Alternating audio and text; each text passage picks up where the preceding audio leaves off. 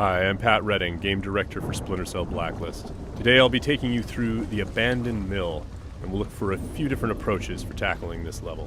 We'll be showcasing the three playstyles present in Splinter Cell Blacklist: the Ghost, the Panther, and Assault. First, we'll ghost through this section of the map, which means we'll take a silent, non-lethal approach and use the shadows as cover. We can tell by the goggle glitch that there's a tech enemy nearby.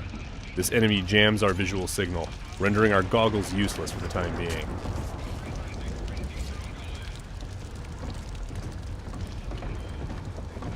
Oh, come off it. That was never offside. What the hell are you watching? Some game from South America. There are a number of enemies below, so let's look for another way down. Bad football's better than no football, you ask me. The tech enemy's dangerous. If we get detected, he's also able to deploy recon drones, which can hunt us down and deliver an explosive payload.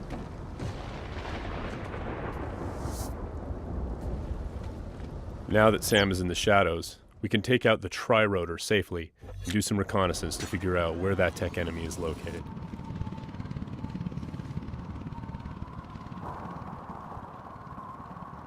The tri-rotor is equipped with sonar vision and can access areas that are too dangerous or difficult for the player to navigate.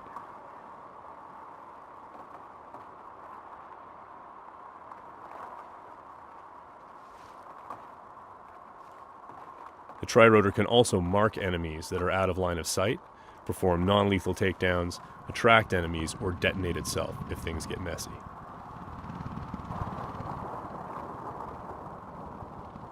We have to be careful though. The tri-rotor makes noise of its own and is visible to enemies, so if we get caught, all hell will break loose. We spotted our tech enemy hard at work on his laptop.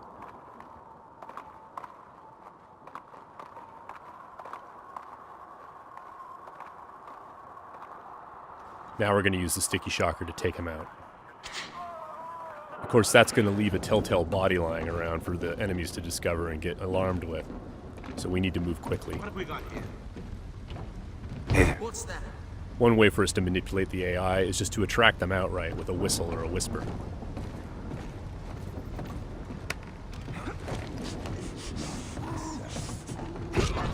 Another method that keeps our ghost score intact is to use sleeping gas and other non-lethal gadgets. Because this enemy is standing in the light, this is one way for us to slip past undetected. Stay alert. He's here somewhere. The game detects individual actions that fit within the Ghost playstyle or Panther playstyle or Assault playstyle and awards points accordingly.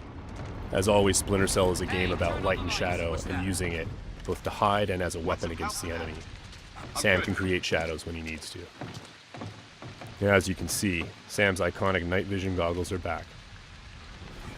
Our AI is dynamic, which means when they discover that things are disturbed or not where they're supposed to be, they'll come and investigate. Sometimes the player can use that for their own benefit.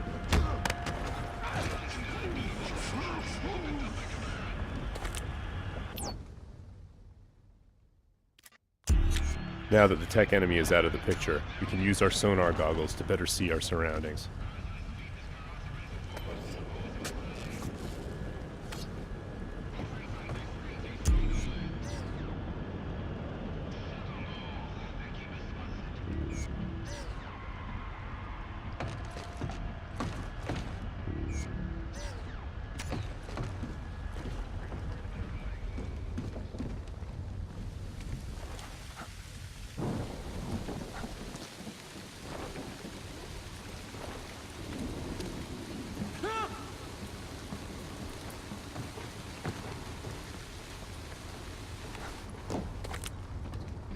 Still breathing.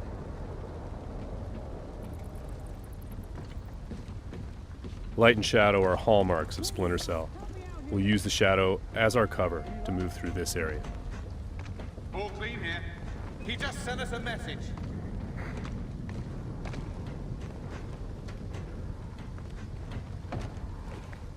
Watch your back. We've got to be close. Come up now and I'll treat you gentle. I'm gonna sit tight right here. Now, we're going to go through the same area, but take a slightly different approach. The approach of the Panther player. That was never offside.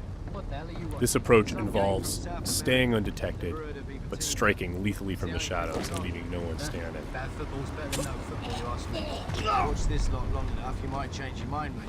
That keeper there, he's not bad. Find 20 more When the like opportunity him, and presents you might itself, have a game. the Panther player will line up multiple enemies for a killing in motion finish.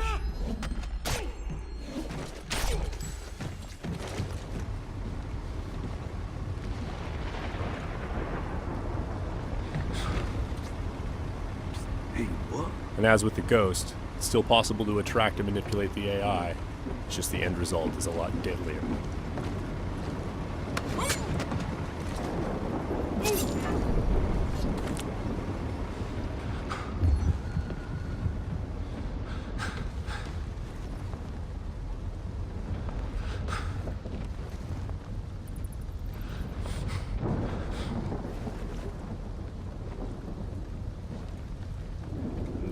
For the Panther, mark and execute is not only an opportunity for killing in motion, the opportunity to move into a close quarters kill is all part of a chain series of takedowns.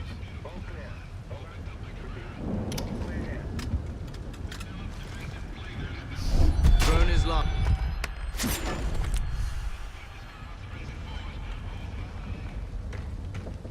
Now let's go through the same area a third time, this time to see how the assault player will handle it.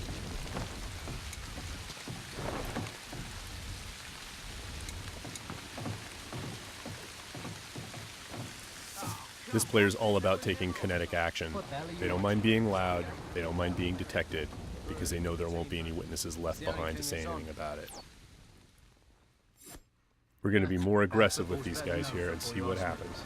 Watch this lot long enough, you might change your mind, mate. That keeper there, he's not bad. Find 20 more like him, and you might have a game. With the assault player, moving in stealthy into close quarters is just an opportunity to grab an enemy in human shield and use them to soak up some bullets when entering combat. That's not gonna help.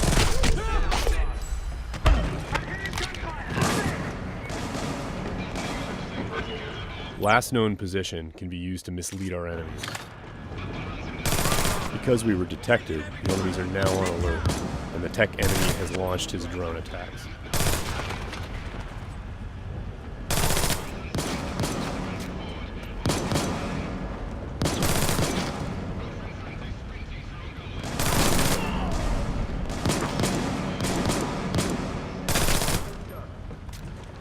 The gameplay in Splinter Cell is dynamic, meaning the AI gets a vote as to what happens next.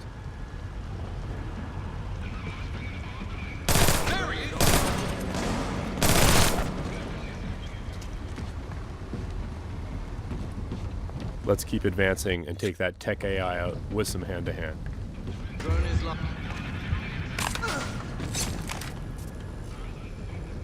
That was just a snapshot of what you can expect. Stay tuned for more Splinter Cell news in the weeks to come.